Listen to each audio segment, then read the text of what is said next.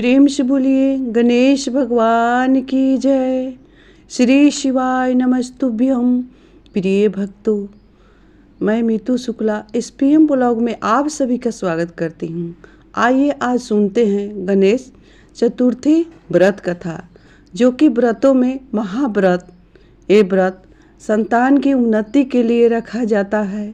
संतान की दीर्घायु के लिए इस व्रत को रखा जाता है। वहीं जिनको संतान नहीं है, संतान की कामना से भी इस व्रत को रखा जाता है। अब आइए जानते हैं कि जो व्रत नहीं रखते हैं तो उनको कैसे व्रत का पुण्य फल प्राप्त हो, वो अपने संतान के लिए क्या करें। तो सबसे पहला नियम, व्रत के दिन यानी आज ही के दिन 29 जनवरी के दिन इस कथा को सुने। पूरे शांत भाव से इस कथा को सुने। हाथ में तिल, अक्षत, दूब और सफ़ेद फूल लेकर के इस कथा को गणेश भगवान का स्मरण करते हुए अगर कथा को सुन लिया जाए तो वही फल प्राप्ति होती है। जो व्रत रख करके इस कथा को सुनता है, अर्घ को देता है। तो ज़्यादा ना देर करते हुए मैं इस कथा को प्रारंभ करने जा रही हूँ। बहुत ही प्राचीन कथा है, बहुत शांत भाव से इस कथा को सुनिएगा। ये कथा देवरानी और जेठानी की है। देवरानी जेठानी थी, वहाँ का दो बहन थी और यहाँ देवरानी जेठानी बनी थी। देवरानी एक तरफ अमीर थी और जेठानी बहुत गरीब थी। इतनी गरीब थी कि खाने के लिए भी कुछ नहीं रहता था घर में। देवरानी के यहाँ झाड़ू पोंछा का काम करती थी। देवरानी जूठा कट्ठा जो भी कुछ बचता था अपने बच्चों से तो जेठानी को देती थी। वहीं लेकर के जेठानी अपने घर में आती थी और अपने बच्चों को खिलाती थी और खुद खाती थी। इसी तरह से जेठानी का जीवन चल रहा था। इधर देवरानी अपने धन के घमंड में चूर थी। न तो जेठानी का वो आदर करती थी, न सीधे मुँहे बात करती थी। वहीं संकष्टी चतुर्थी का व्रत आया, माघ कृष्ण पक्ष। सब कोई अपने अपने यहाँ मिष्ठान पकवान तैयार कर रहा था। देवरानी भी तिल का लड्डू बना रही थी, लेकिन जेठानी के पास तो कुछ भी नहीं था। वो चुपचाप शांत भाव से गई और झाड़ू पोंछा करके लौट आई। रोज़ दिन तो देवरानी कुछ जूठा कट्ठा देती भी थी, तो उस दिन संकष्टी चतुर्थी का व्रत था। उस दिन देवरानी ने कुछ नहीं दिया जेठानी को। जेठानी खाली हाथ लौट आई। आकर के सोचने लगी कि अब तो आज मैं भूखी हूँ, संकष्टी चतुर्थी का व्रत रखी हूँ। हे गणेश भगवान, मैं अपने बच्चों को क्या दूँ खाने के लिए। बहुत चिंता में पड़ गई। जेठानी के पास कुछ भी नहीं था कि वो अपने बच्चों को खिलाती। गई अपने आरी बारी से हरी साग तोड़ करके ले आई, वही साग बनाई। जेठानी के पास नमक भी नहीं था कि उस साग में डाले। उसी तरह जेठानी ने अपने रसोई में साग को ढक के रख दी। कोई बच्चा नहीं खाया क्योंकि साग तो भी तो था फीका। रखने के बाद जेठानी ने सो गई, बच्चे सब भी सो गए। उसी समय गणेश भगवान, चतुर्थी का दिन था, अपने भक्त के यहाँ घूम रहे थे। घूमते घूमते आए जेठानी के यहाँ। बोले कि क्या सोई है, बहू की जागी है। जेठानी बोली, क्या मैं सोऊंगी? आज तो मेरा बच्चा भी भूखा सोया है, वैसे में क्या मत माँ को नींद आएगा? इस तरह से बोली। आँख बंद की हुई थी, उसको पता नहीं था कि मेरे सामने गणेश भगवान आए हैं। गणेश भगवान बोले कि हमको भूख लगा है, कुछ खिलाओगी? जेठानी बोली कि क्या खिलाऊंगी, जाइए रसोई में फीका साग रखा हुआ है, खाना है तो खा लीजिए। और बोले कि हाथ कहाँ धोएंगे? बोले कि मेरे माथे में जो बाल है उसी में आप हाथ को रगड़ के साफ कर लीजिए। और बोले कि रेंग जाएंगे कि छिड़ जाएंगे? जेठानी बोली कि रेंग जाइएगा तो कौन पूछेगा, छिड़ जाइएगा।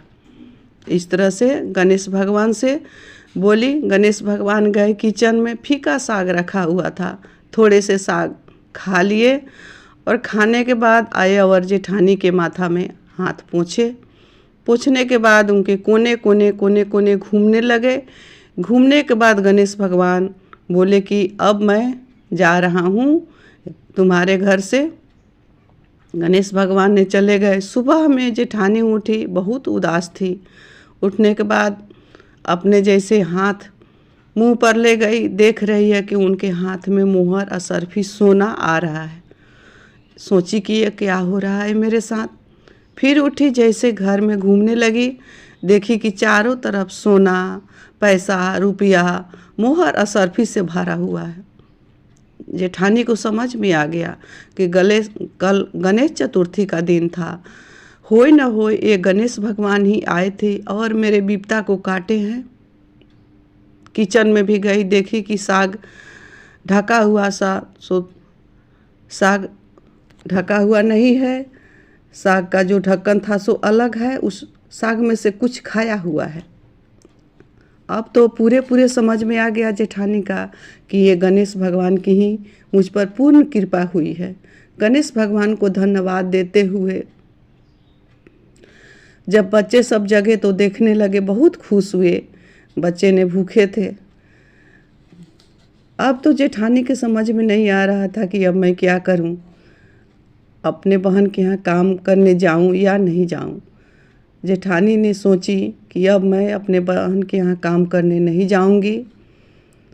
कुछ सोना, मुहर असरफी ले जा कर के सोनार के यहाँ जेठानी ने खाने पीने का सामग्री लाया और बच्चे को खाने के लिए बनाई, बच्चे को खिलाई।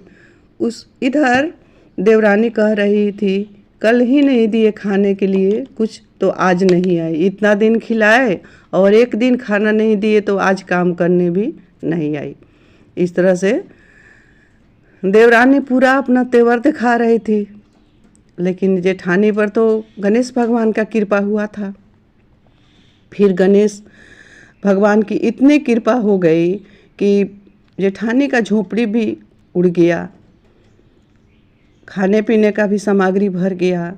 अब तो जेठानी सारे सामग्री को अपने घर में सरिया करके रखने लगी। जितना मुहर असरफी था सबको छुपा के रखने लगी। उसके बाद जो देवरानी थी सो देखी 1 दिन 2 दिन नहीं आई। तीसरे दिन देवरानी ने आई, देखी कि ये क्या कर रही है कि अभी तक नहीं आई।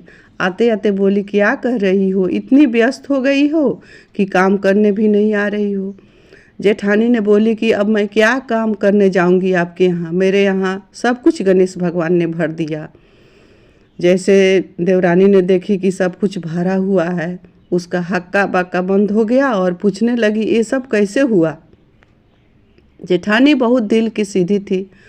वो बताई कि आपने तो मेरे बच्चे के लिए भी कुछ खाने को नहीं दिया। आप पकवान बनाई, तिल का लड्डू बनाई, मेरे यहाँ कुछ भी नहीं था। मैं गणेश भगवान को कैसे पूजा करती, अर्पण करती, बच्चे भी भूखे सो गए थे। अपना सारी आप बीती अपने देवरानी से बताई।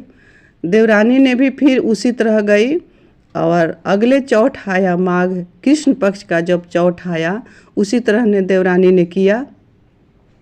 फीके साग बना करके रखी और उपवास की। उस दिन खाना भी नहीं खाई, सो गई। गणेश भगवान उसी तरह आए, पूछे कि छोटी बहू सोई है या जगी है। बहू बोली, कैसे सोऊंगी, मेरे यहाँ खाने के लिए कुछ भी नहीं है, बच्चे भी भूखे सोए हैं, वैसे में क्या माँ को नींद आएगी। गणेश भगवान बोले कि कुछ खाने के लिए दोगी। बहू बोली कि हाँ जाइए खा लीजिए, फीके साग बना करके रखी हूँ, खा लीजिए। बोले कि हाथ कहाँ पोंछेंगे। बोली बहू कि मेरे माथे पर पोंछ लीजिएगा। गणेश भगवान बोले कि रेंग जाएंगी, छेड़ जाएंगे। बहू बोली कि छेड़ जाइएगा तो कौन पूछेगा, रेंग जाइएगा। यहाँ उनका दिमाग गणेश भगवान ने घुमा दिया, वो उल्टा बोलने लगी। गणेश भगवान ने गए, देखे कि साग रखा हुआ है, थोड़ा सा साग में से खाए, माथे में आकर के हाथ पोंछ लिए और सारे घर में घूमते हुए रेंग करके चले गए। उनका जो धन संपदा था सो वहीं समाप्त हो गया। समाप्त होने के बाद सुबह जगी तो देख रही है कि माथा में गंदा भरा हुआ है, सुअरी पिपरी माथा में लगा हुआ है और सारे घर में गंदा भरा हुआ है। इस तरह से जब देखी तो अपने जेठानी के यहाँ आई, बोली कि तुम कौन ऐसी मंत्र सिखाई कि मेरा सारा धन ही खत्म हो गया।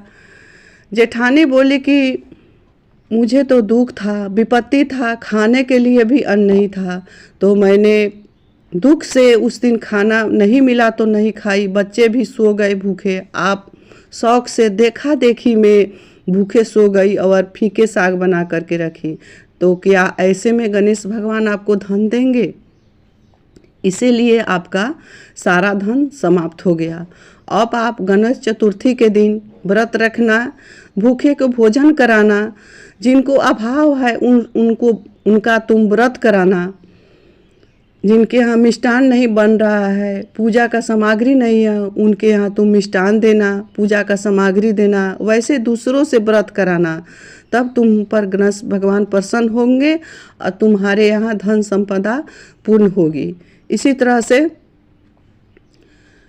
देवरानी व्रत की अगले माघ चतुर्थी के दिन कृष्ण पक्ष की व्रत रखी गणेश भगवान का और दान की, भूखे को भोजन कराई। जिनके यहाँ व्रत करने के लिए कुछ व्यवस्था नहीं था उनको व्रत कराई। इस तरह से गणेश भगवान की फिर से कृपा हुई और गणेश भगवान ने उनका धन वापस किया। तो इस कहानी से बहुत सीख मिलती है और ये कहानी प्राचीन कहानी कथा है। अगर इस कथा को सुन लिया जाए तो गणेश भगवान की पूर्ण कृपा भी बनी रहती है कि हमें धन के मद में नहीं आना चाहिए। धन क्षणिक होता है, आज है कल नहीं रहेगा। अपने से बड़ों का कभी अपमान नहीं करना चाहिए। जिनके यहाँ धन का अभाव है उनका व्रत कराना चाहिए। बच्चे दूसरे के बच्चे को अपने बच्चे की तरह व्यवहार करना चाहिए। इस व्रत से बहुत सारी सीख मिलती है। वहीं ये व्रत में इस कथा को सुन लिया जाए तो पुण्य फल की प्राप्ति होती है। तो प्रिय दोस्तों, इसी के साथ मैं अपने वाणी को गणेश भगवान के चरणों में विराम दे रही हूँ। मिलती हूँ अगले वीडियो में, तब तक के लिए इतना ही। प्रेम से बोलिए गणेश भगवान की जय। हर हर महादेव। रिद्धि सिद्धि